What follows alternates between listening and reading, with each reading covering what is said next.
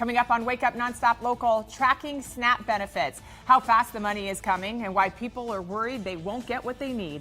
Also this morning, boiling point. A protest turns violent as Turning Point USA wraps up its campus tour in California. How many arrests were made after this coming up? And a deadly plane crash in Florida, a father and daughter killed. The plane that was taking hurricane relief supplies to Jamaica and the wreckage left behind. We'll have that for you coming up. Plus, a first look at your weather forecast. It is a foggy start here on the morning commute. I'm getting you prepared straight ahead. How a local student is using a class project to serve local veterans coming up. Wake up, you gotta rise to the sun, and here it comes, it's time to make the best of what you got to give. It's all about rising, and I wanna be there. Well, it's thick, and it's dark, and it's fog. Okay, I thought you were talking about my hair at first. Not thick. Not dark. Sorry, Sam.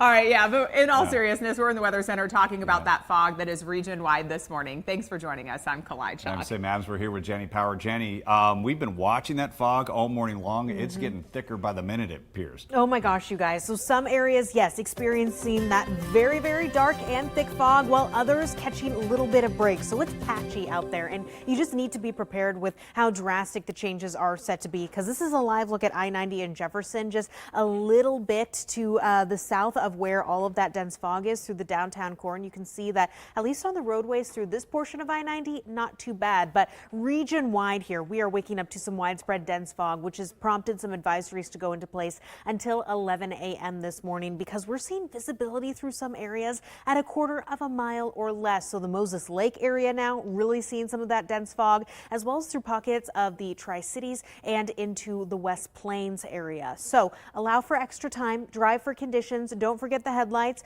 Our start time temperatures for the most part here are above freezing for Spokane and Coeur d'Alene, so that's good news. A little bit slicker though over toward Ritzville, that's clocking in at 31 right now, so we could see some freezing fog that direction. Of course, the fog is something I'll monitor, and we're going to follow it up with some cloudy conditions this afternoon. The full breakdown of that in 10 minutes. Guys. Okay, Jenny, thank you. Well, the government shutdown is one step closer to ending. A small band of Senate Democrats joined Republicans to approve a funding measure that would reopen the government. That funding compromise will now go to the House. GOP leaders say that they could pass their version as soon as tomorrow. It would then head to the desk of the president for a final signature. But in the meantime, tens of millions of Americans right now waiting on their regular SNAP benefits, which ended November 1st. That is 10 days ago. And according to a USDA memo sent Saturday, states must immediately undo any issued SNAP benefits for November because they were unauthorized. About half of the people living in Washington who use SNAP were able to get their benefits for this month. Local food organizations say this confusion has only led to increased demand. So we noticed that there's a lot of desperation. The calls are very frequent. People are trying to decide whether they're paying their rent, if they're paying their heating bill, if they're buying food. That's Tanya Gibson, the newly titled Czarina of the Spokane Neighborhood Action Partners, which is not affiliated with the federal food stamps program SNAP. She says that she's been working there for about 7 years now, and this year she says they've seen their most demand by far. And meanwhile, Washington State Governor Bob Ferguson has released a statement on the status of SNAP benefits in the state, saying in part, "So far, we have delivered nearly $115 million in SNAP benefits, which is where we should be at this point in the month. We have approximately $48.5 million to send out between tomorrow and November 20th. Governor also saying the plan is to remain on schedule and that people should check their EBT cards for funding, and that if it is available, they should use their cards as they normally would. A rural hospital in Washington right now facing a potential closure. This is in Ritzville. You're looking at the East Adams Rural Healthcare. It's now submitted a warn notice to the Washington State Security Employment Department announcing layoffs. According to the notice, 108 employees could lose their jobs January 7th as the hospital board considers bankruptcy. This is to address more than $13 million in debt generated between 2022 and 2024. Hospital broke even in 2025 thanks to, in part, a $2 million allocation earlier this year from the Washington State Hospital Distressed Fund. That doesn't leave the hospital, though, with any hope of paying down the balances owed to vendors. The CEO, Todd Nita, says that vendors right now are no longer in a position to continue to support the hospital without payment. The hospital board is now working with state lawmakers in Olympia to determine if it wants to reclassify from a critical access hospital to a rural emergency hospital. To a crime tracker alert in Spokane Valley, a wanted felon has been arrested after giving deputies a false identity. According to the Spokane Valley Police Department, a deputy stopped a car that had unreadable and expired license plates. They say the driver did not give them an ID and gave them a fake name. But Spokane Valley police say they were able to confirm that person's identity and learned that he was in fact a convicted felon. They arrested him for outstanding warrants and new charges that included making false statements. We did check the Spokane County jail roster. It does show that he's being held this morning without bond. New this morning, violence erupting. This is near UC Berkeley in California before a Turning Point USA event on campus on Monday. Video showing that fight breaking out as people protested the event. The event was the final stop of Turning Point's tour across the country and took place exactly 2 months after the assassination of the company's co-founder, Charlie Kirk. The Berkeley Police Department says at least 2 people were arrested. Well, several Texas families are taking Camp Mystic to court, alleging gross negligence over the flash floods that killed more than 24 young campers last summer. 3 lawsuits were filed Monday by those families of 7 campers and 2 counselors who all died in the July 4th tragedy. One of the suits accusing the camp of housing girls in flood-prone cabins and not following state rules that require evacuation plans. Each of these lawsuits seeking more than $1 million in damages. Camp attorneys say that staff did their best once the warnings came through during the unprecedented disaster. The flooding killed more than 130 people across the region. The attorney for the camp noted 166 girls were safely evacuated.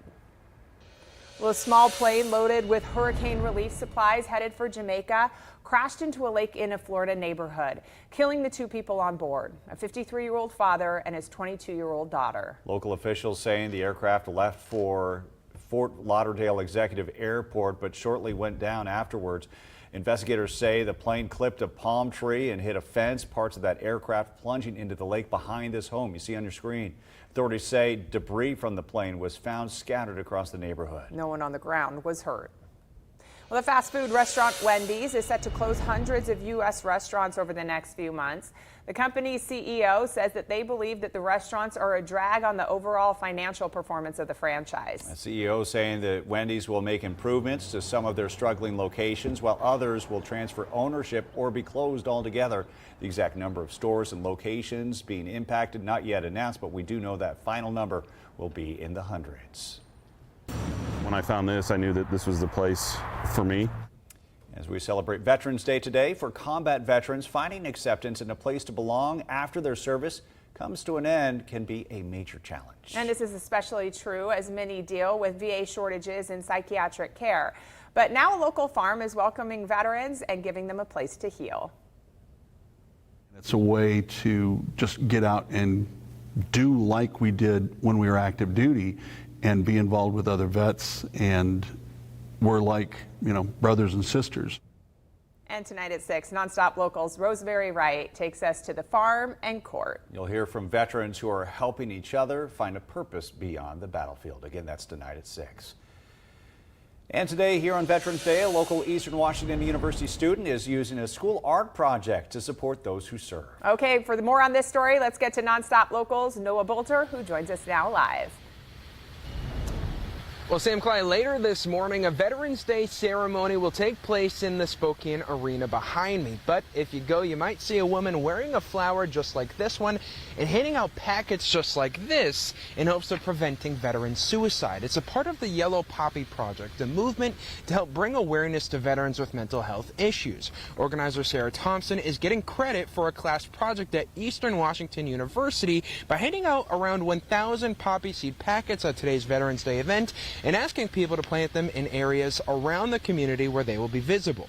Thompson says the color yellow has been designated in some regions as the official color to raise awareness of veteran suicide. She hopes this project can encourage veterans to stick around a little longer. They will battle with it for the rest of their lives. It's not something that goes away and it's hidden. You don't necessarily know that they're doing it when you see them. but it's always there. And again, today's event free for the public to attend, parking free. If you go right here to Lot B, you can see it in front of the Spokane Arena, and it starts at 10 o'clock. Live in Spokane, Noah Bolter, NonStop Local. Noah, thank you. New video just into our newsroom this morning. Armistice Day being celebrated and proceeded today, and this is in the UK, where a wreath-laying ceremony was held at a memorial in London, and then bells rang at Big Ben. It marks the end of World War I. It's also known as Remembrance Day in Britain. And here in the United States, Armistice Day was declared back in 1919 to mark the end of World War I, but became a federal holiday in 1938. Now, in 1954, Congress changed the name to Veterans Day. The holiday is observed on November 11th to recognize all who have served in the U.S. Armed Forces. So some history there for you. Yeah, and of course, if you see a veteran today or active service member, make sure to say thank you. Yes. All right, more to come here on Wake Up NonStop Local, including history on the hardwood. Something happened during NBA games last night that has only occurred 4 times in the last 10 years. We're going to show it to you next. Well, that's an extended look at your weather forecast, folks. It is a foggy start here to your Tuesday. I've got your Veterans Day forecast, though, is what we can expect into this afternoon ahead.